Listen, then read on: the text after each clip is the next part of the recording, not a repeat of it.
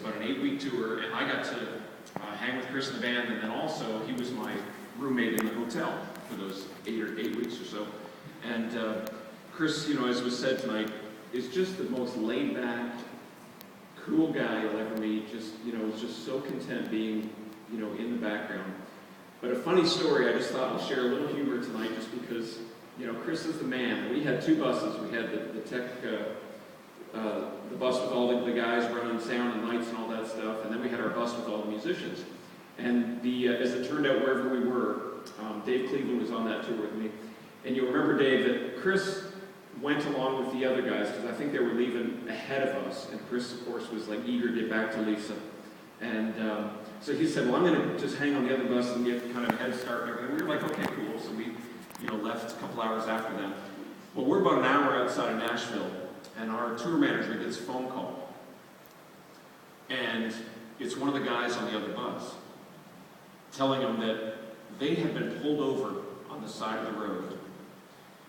And I can't remember what it was. Something was not licensed properly on the bus, and so this, highway patrol officer pulled them over. And one thing kind of led to another, and without any of the, without Chris knowing, any of the tech guys on this bus knowing, the bus driver had something he shouldn't have had on his bus. And that's all I'm going to say. So, of course, this highway patrol officer is getting them all off the bus, get off the bus, I got to pat you down, I got to check out what's on this bus. Well, Chris is on a bottom bunk, sound asleep, has no idea what's going on. And so all these guys, meanwhile, are off the bus, and the highway patrol guys are on the bus, flashlights looking over. Well, they find Chris sound asleep on the bottom bunk. And Chris is kind of what's going on, and of course they see this, big laid-back, dude, sleeping on the bottom. And so they're grabbing Chris and pulling him out of there, and he's just well, anyway, I can only imagine, what Chris dealt with this guy. He probably had led him to Christ by the time they got off the bus. But, needless to say, they got back hours after we did, and I was just thinking, poor Chris, man. I mean, he wants to get home to his wife and kids and ends up being delayed about 8 hours because of, an unusual situation. But Chris was just, words can't explain, because you could be seeing him for the first time across a room and fell in love with this guy before we even got up to him, because of his gentle spirit, his love for the Lord. And if there's ever anybody in this world that exemplifies what we are called to do, it's shining the love and the light of Christ. And Chris, we thank you for how you touched all of our lives and just the amazing grace that you show.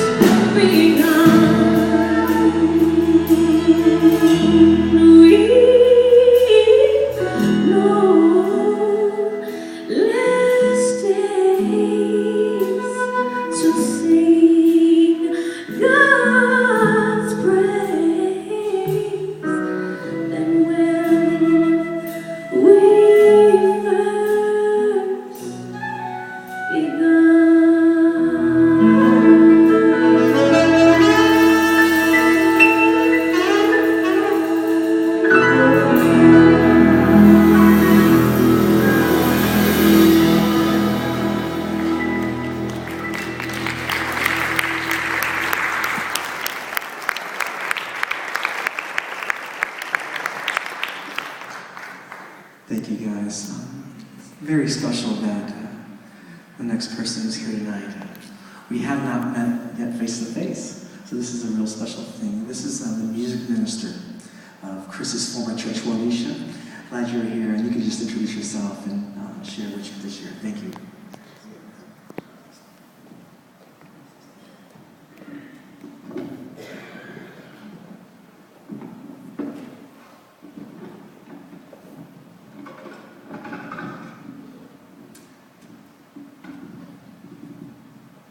On behalf of Pastor Charles Cowan of Faith is a Victory Church, he can be with us tonight, but he will be officiating at the service in Portland.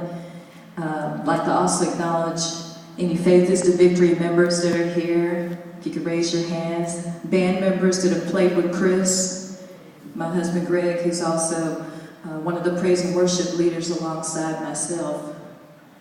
Chris was very faithful to Faith is the Victory's band. Whenever he was in town, he would play. Well, most of the time when he was on the road with Lori, whenever he had an opportunity, he would serve. And if I could describe Chris, I would say, first of all, we affectionately call him CK. I know some other guys in the room have called him CK. I would describe him as being extremely gifted and humble. You know, sometimes, and this doesn't apply to anyone in this room, but I know sometimes musicians can have an ego the size of Texas, but not Chris. He was very humble, and he knew where his abilities and talents came from. They came from God. When he played in the band at Faith is the Victory, he never overplayed. I think someone said earlier, he always knew exactly what to play at the right time. He played these smooth, fluent runs that only CK could do, and leave us all saying, man, that was tight. But he never boasted. Another aspect of Chris, just following him on Facebook, Chris was a foodie, a chef. We all like to cook, we all like to eat. He would always make homemade sushi rolls and different things, and it just, even in that arena, he inspired myself and others to start posting what we cooked on Facebook. That's another thing that I loved about him. And we all talked about and all experienced his infectious smile. I call it the smile. Chris was in one of the toughest battles of his life and still kept a smile throughout the pain, the treatments, and the trips to the hospital. I'm sure he had his moments, but I don't recall ever seeing them. Do you? What Chris had was supernatural joy that only God can give. It reminds me of the scripture in Nehemiah 8:10 that says, the joy of the Lord is our strength. And guess what? That joy sustained Chris to the end of his journey here. What an example of faith, a great example of faith. If you ever read his emails, and I'm sure most of the people in this room followed the reports he would give us, he would give us the report on what to pray about. Then he would express his human emotions he was feeling, and then his faith would kick in and he would start speaking scriptures. I just want to read a portion of one of his emails. I have many of them. We've archived them. Oh my gosh. So encouraging. There are times when you'd have I don't know if you ever experienced this, but I would find myself upset or depressed about some little itty-bitty problem. And then I would read an email from Chris and get literally jacked up by it because, he was so encouraging. He was going through a battle, but he always thought of others with his encouragements. Here's one of them. It's in the red. Jesus said this: speak to problems and move them. Believe and don't doubt and keep talking. Keep quoting the promises of God. Keep believing and trusting in the promises of God. Find your situation in the Bible and see just how that someone handled it. See what God said about it and it'll change your life. He literally lived that. He lived it and he admonished all of us at the same time. I think the greatest example he gave us was follow me as I follow Christ. So to Lisa, who's watching, Camry and Jensen, we love you. Your family here, Faith is a Victory, as well as all of these others here, we love you and we're always going to be here for you.